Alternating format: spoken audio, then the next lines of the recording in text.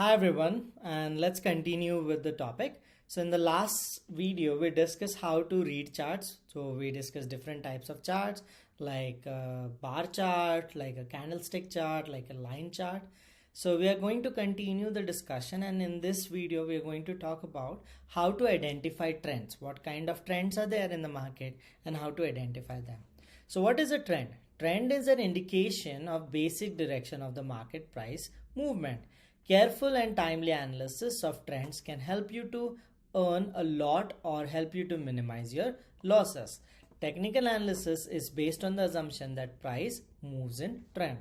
So any asset, whether it is a stock, currency, crypto, whatever you're trading, that will move in three types of trends. It can be an uptrend, things going up. It can be a downtrend, things going down, or it could be a sidewise, that is range bound trend. So we'll discuss these trends one by one. So first is a uptrend. So what is an uptrend?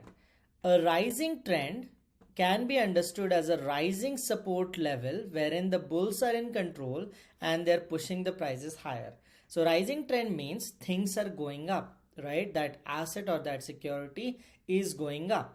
How do we technically understand it? Technically, we mean that each time it makes a high, right, that high is little bit higher than the previous one. Or each time it makes a low, that low is higher than the previous low. So that is the technical definition of an uptrend. A trend is said to be up if it is making continuously higher tops. That is, whenever it is making a top and then correcting, it is making a higher top and a higher bottom. A rising trend is defined by successively higher low prices. So I'll explain that. So this is an example of an uptrend, right? So if you see highs are these mountains that the stock is creating. So each mountain, if you see, the next mountain is higher than the previous one. Each mountain, right, the next mountain is higher than the previous one overall. That means it is in an uptrend. Or the bottoms that it is creating, the valleys that it is creating, each valley is higher than the previous valley.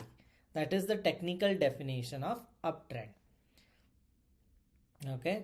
The next is side. Let's cover sidewise, then come to down. So what is a sidewise trend? It is a flat or a sidewise trend, right, in which the price move in a range in a horizontal direction for a long period of time. So it's not moving up, it's not moving down, it is horizontal, right? So the direction is horizontal. A sidewise trend can be understood as a level wherein supply and demand are equal. Prices move sideways as bulls and bears slug it out for the control of market direction. So this is an example of a sidewise trend. There is no clear-cut up direction or a down direction. The stock is moving up, down, then it is again moving up, again moving down, so on and so forth. So overall it's only moving sidewise. It's not going anywhere, neither up nor down. Then what is a downtrend? So a downtrend is a falling trend. It can be understood as a falling resistance level wherein the bears are in the control. Bear means people are pushing the prices down. Bull means people are pushing the prices up and they are pushing the prices lower. A trend can be said to be down if there is a series of lower tops and lower bottoms. So the tops are lower, right, as well as bottoms are lower. A falling trend is defined by successively lower high prices. Example of a downtrend is this. So each time it makes a low, this low is lower than the previous low, this low is lower than the previous low, this low is lower than the previous low. Same way, each time it makes a high, this high is lower than the previous high, so on and so forth. That's the technical definition of a downtrend. Okay. So this is like peak and trough analysis. This is a rising trend. So each top, each hill is higher than the previous hill, or each valley is higher than the previous valley. Okay. So if something is going up, right, and the trend reverses, so the top is not being met. This top should have been higher than the previous one, but the rally fails, right, to make a new high. So the rally stops here. And then the declining trend starts. So things move in a trend until and unless the prices are moving in an uptrend, they will continue to do so.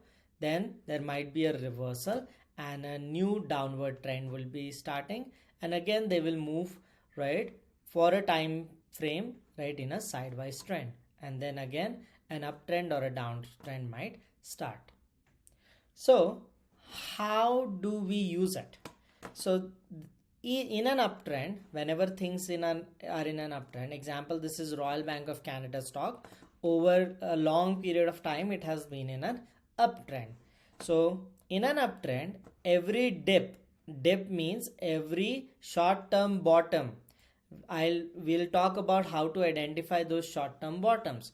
In an uptrend, every short-term bottom is a buying opportunity for a technical analyst. So when you identify an uptrend and the trend is not being broken, right, each time the thing bottoms out, like for example, this is a bottom, this is a bottom, this is a bottom. Each time things bottom, right, every dip is a buying opportunity until the uptrend remains. And when things are in a downtrend, example, this is Shopify, which has been in a downtrend since 2021, right, 2021 top, right? So if things are in a downtrend like Shopify, each time it rises, the hill is actually a shorting opportunity. So you can actually short the stock if it has a short-term top. So whenever it hits a top, you go short on the stock. Okay, each time it goes up, you go short on the stock. Shorting a stock is a way of benefiting from stock prices going down. It's a stock trading technique. Okay, so each time it rises, it reaches a short-term top, then you short it until the downtrend remains. Now again, like we talked about it, volume is very important for any technical analysis. So another piece of important information should be included on the chart, that is volume. Volume, always look at it. We are going to discuss like strategies on how to use it, but volume is nothing but the trading activity.